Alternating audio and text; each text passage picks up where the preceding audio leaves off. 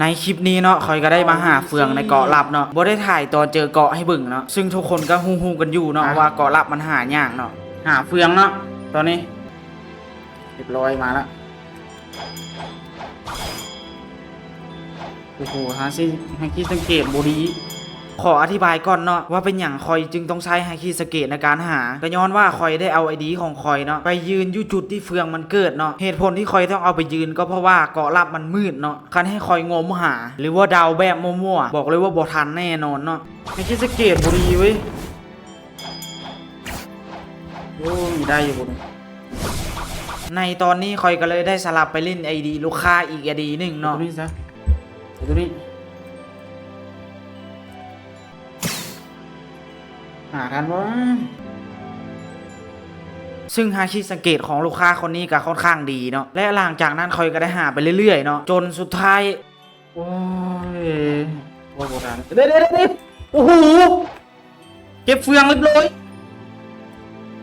ตัวนี้เป็นตัวนี้กูหูเป็นเดี๋ยวเรากูหูละเอาพวกนี้มือเงินก่อน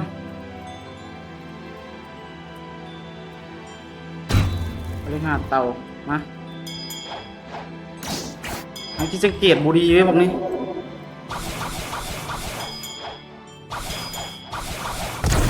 โอเคมาอย่าเพิ่งดับก่อนอย่าเฝ้าดับ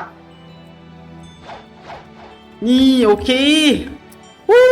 ทีมงานไปได้2 คนแล้วเว้ยดึงกันโยกเลยวันนี้นะได้เฟืองแล้วนะถามว่าเป็นอย่างคือดีใจปะนั้นคอยบอกเลยว่าคอยหามาโคตรโดนเนาะดึงกันโยกไปว้าหามาโคตรโดนเลยได้กระปิดขึ้นได้เนาะงานนี้โคตรโดนนี้ลีเด้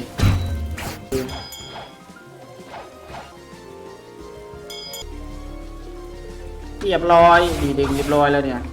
แค่ประมาณนี้ช่วยหาเจอเลยและแม่นไผ่ที่สนใจเนาะอยากเฮ็ดเผา VC ซึ่งคอยกับบริฮับเฮ็ดแต่เผา VC เนาะหาของเฮ็ดดาบเฮ็ดอย่างก็ฮับหมดเนาะลองทักมาถามเบิ่งก็ได้เนาะว่าคอยฮับหรือบ่ฮับเบอร์อยู่กองโปรไฟล์